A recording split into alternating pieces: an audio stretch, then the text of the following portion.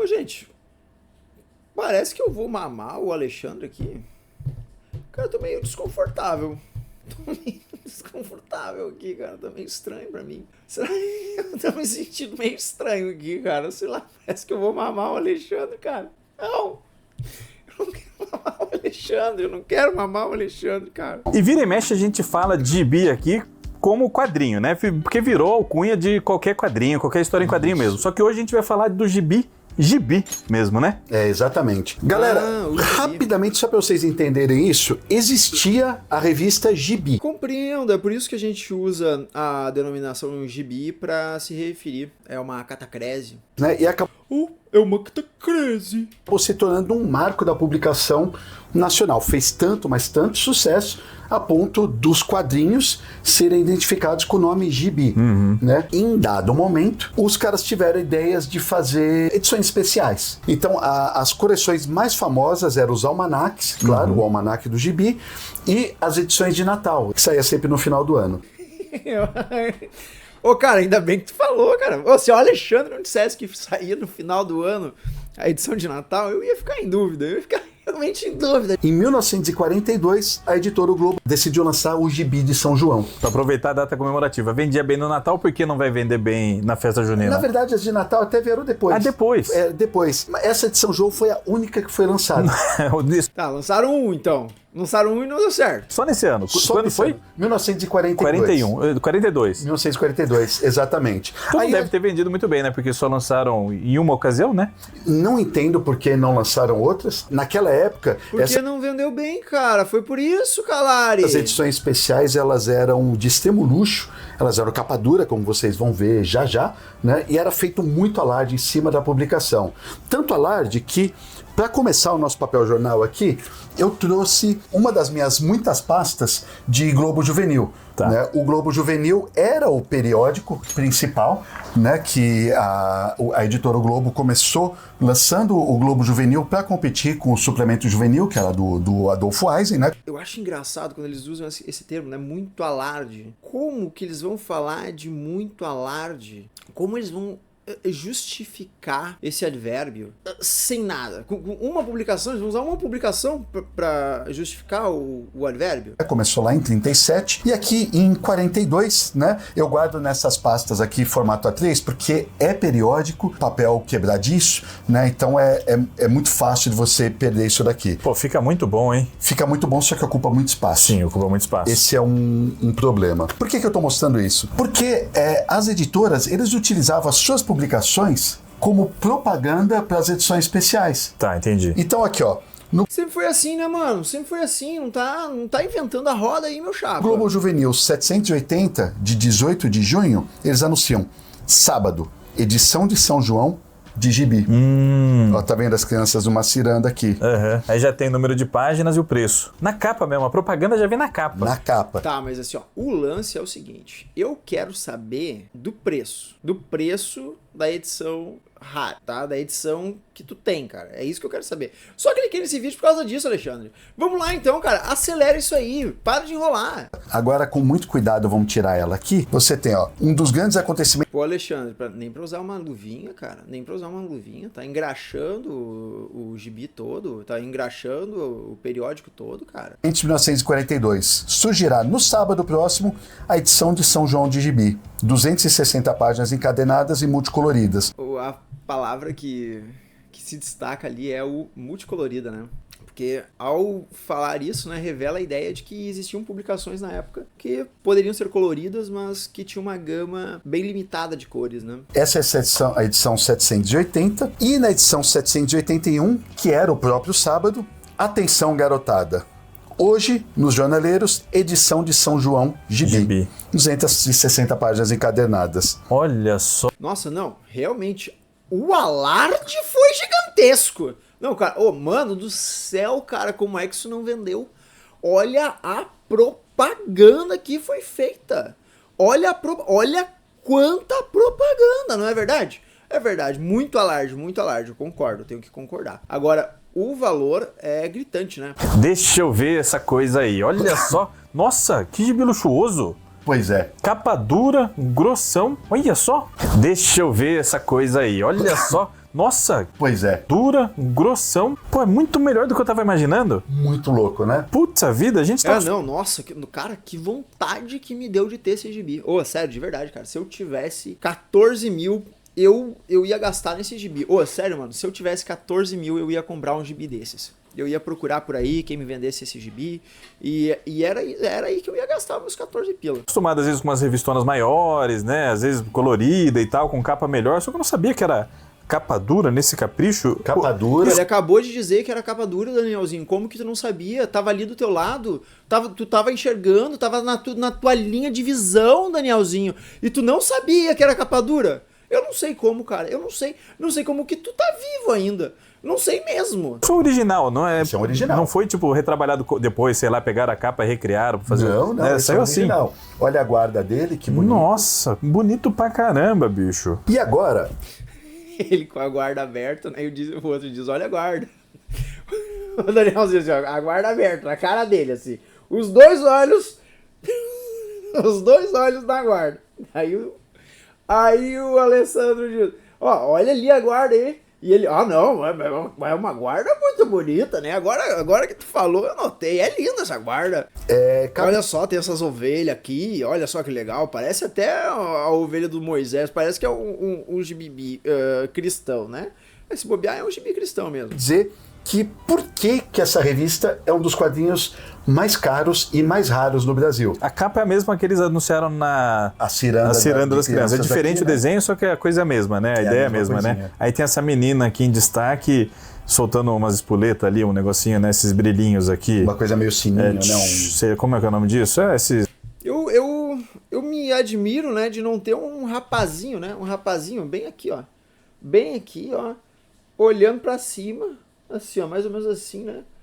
Pra olhar pra olhar pra menina, né? Pra olhar pra menina. Vocês entenderam?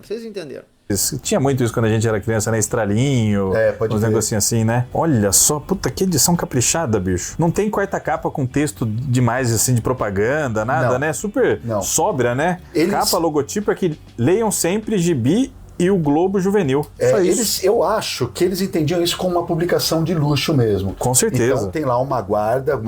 É que essa é uma publicação feita pra guardar, né? Isso é bem nítido. bonita e tudo.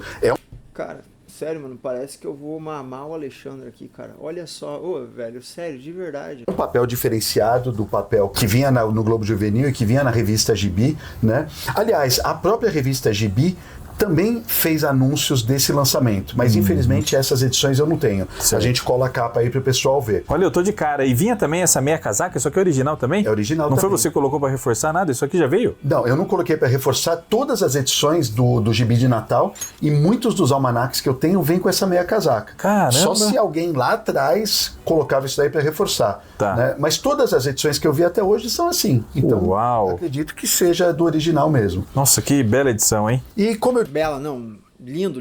Não compraria, né? Mas é lindo, é lindo. disse, não é tão fácil assim você ver uma edição dessas hoje em dia, porque acabou sendo uma das mais raras mesmo.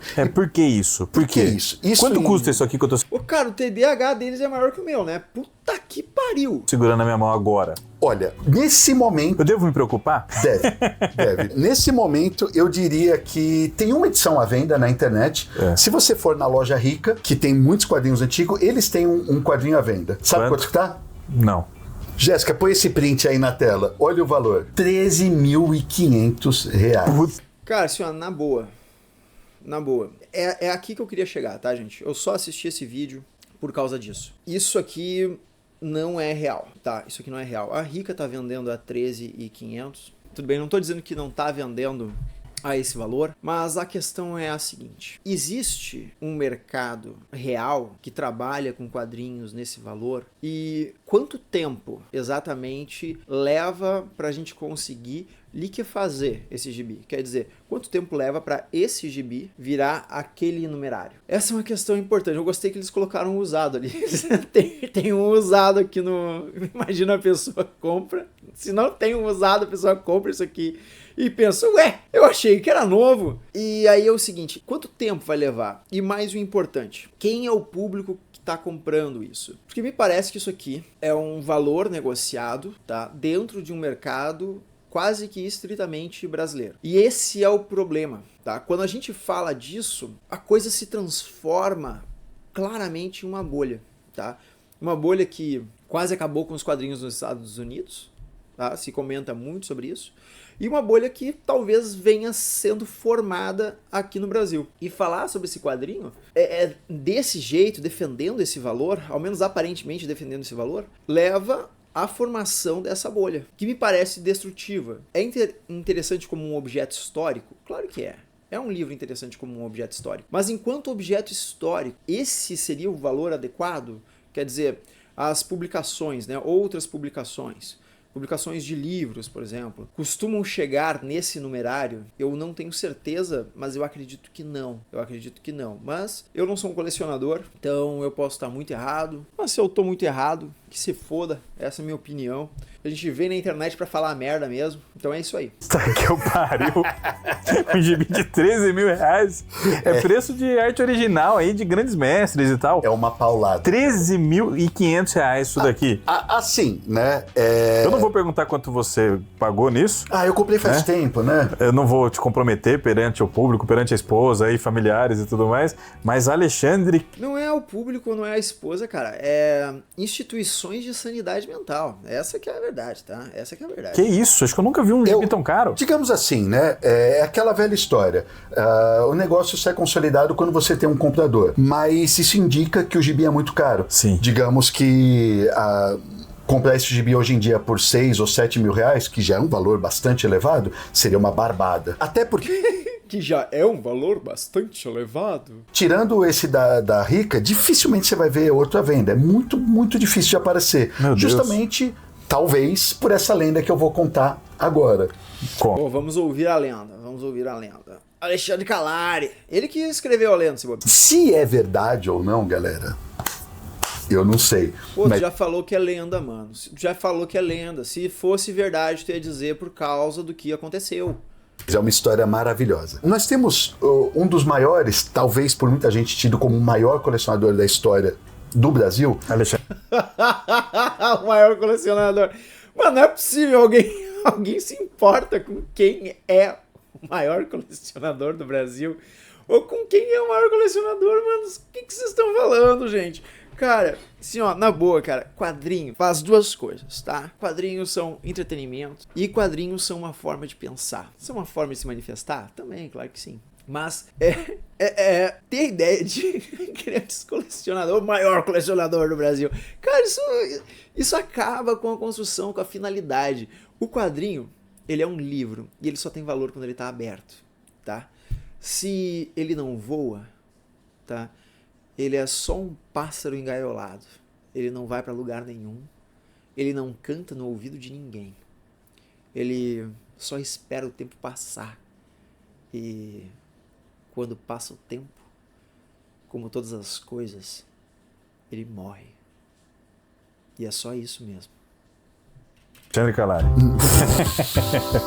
Mas eu não arranho o dedinho, né? Mesmo hoje tem muitos caras muito maiores do que eu, mas esse cara era um colecionador colossal, que era o Valdo Vieira. Tá. E o Valdo Vieira foi uma personalidade importante, inclusive aqui no Brasil, porque ele foi um dos divulgadores, um dos promotores do espiritismo aqui, ao lado do próprio Chico Xavier. No início deles, eles promoviam muito o espiritismo, depois ele acabou. E aí, cara, se um espírita é colecionador de quadrinhos, quando ele falece, ele continua sendo colecionador de quadrinhos. Então, talvez esse cara ainda seja um colecionador de quadrinhos. Talvez ele continue comprando quadrinhos.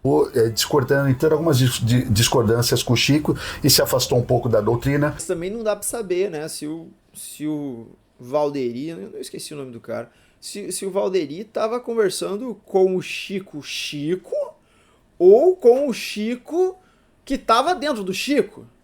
Ou talvez até, porque tem a chance também do Chico incorporar um espírito que incorporava espíritos. E daí esse espírito pode estar incorporando outro espírito. E daí seria o cara dentro do cara que estava dentro do Chico. Né? Então, assim, ó, não dá para brigar com o Chico Xavier, entendeu? Por causa disso, tu nunca sabe com quem tá brigando. E ele era um grande colecionador de quadrinhos. Vai que é um inimigo do Chico Xavier que entra no corpo do Chico Xavier só pra te tratar mal, pra te deixar de gostar do Chico. Então, assim, ó, tu nunca pode brigar com alguém que é espírita, entendeu? E se tu for espírita, também não pode brigar com os outros. Tem que ficar sempre de boa. Hoje, a maior parte da coleção dele está num instituto lá no Paraná. Qual é a relevância do Valdo Vieira na história? E agora entra a lenda, né? Supostamente, o Valdo Vieira queria fazer um laboratório.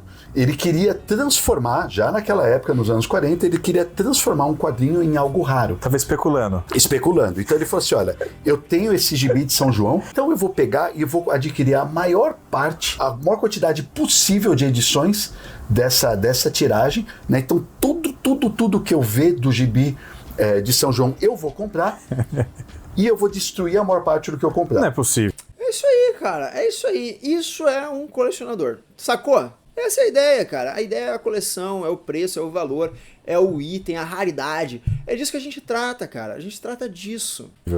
Por que isso? Essa é a lenda. E é o tamanho de... Porque é o Brasil, né? Isso aqui é distribuído no Brasil inteiro, né? Essa é a lenda. Foi comprando. Falava que ele pedia, ele se correspondia com as pessoas, com outros colecionadores, e ele pedia que as pessoas fossem comprando, enviassem pra ele, e ele ia destruindo. Aí ele foi fazendo fogueiras de São João. Assim, todo São João ele ia lá fazer uma fogueira de gibi.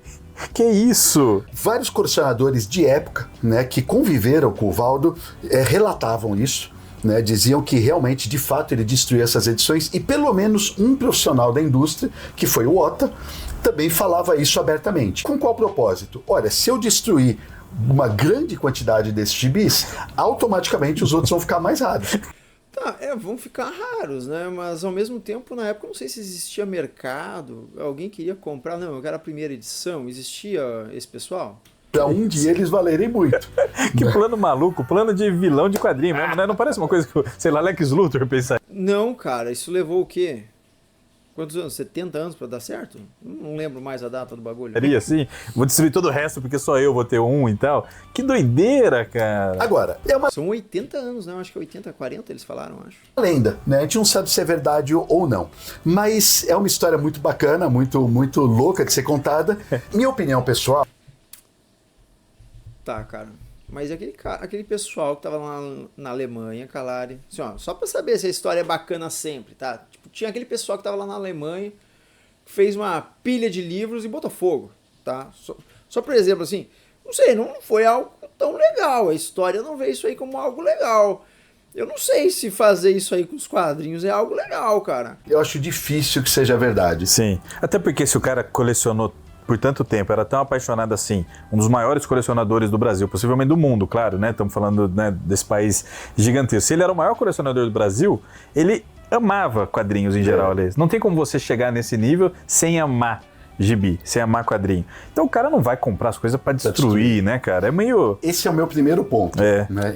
Ou ele amava o dinheiro mais do que ele ama os quadrinhos. É uma coisa a se pensar, né? É uma coisa a se pensar. Esse é o meu primeiro ponto. Eu não acho que um grande colecionador destruiria quadrinhos. Também acho que né? não. O segundo ponto é que em 1942 é meio impraticável você fazer isso. Primeiro que as tiragens eram grandes. Pois é o que eu falei, distribuído no Brasil inteiro, né? Não estamos falando de hoje em dia que a gente faz, sei lá, 5, 6 mil exemplares. Mas é o dinheiro, mano. O cara tinha grana. Quanto que era uma tiragem de gibi, edição especial da Globo? Olha, Globo Juvenil e a revista Gibi tinham tiragem de jornal, então eram milhares e milhares. Mesmo que essas edições especiais tivessem uma tiragem... Pô, por que ele não diz não sei, cara? É uma tiragem que eu acredito que era grande. Tá bom, a gente aceita. Agora, não, a mesma tiragem era milhares. Sei lá, não sei o número. Tiragem limitada, que fosse 5 mil exemplares. Não, acho que era muito mais, Ale. Eu chuto mais, mas enfim. Mas que fosse 5 mil.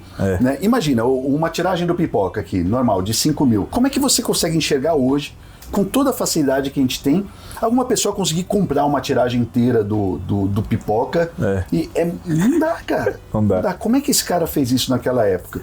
Então, é uma lenda maravilhosa de colecionismo. Muito, muito boa. Mas eu, particularmente, acho que tem algumas falhas aí. Mas outros colecionadores que conheceram ele falaram, o Ota falava e tal. Pode ser que eles estivessem na zoeira. Sim. Pra promover ainda mais. Ou pode ser que eles estavam falando a verdade, né? Sei lá, né? Quem vai saber, né? Agora, se a gente pudesse fazer aqui uma mesa espírita, aí a gente ia poder talvez descobrir a gente ia poder descobrir.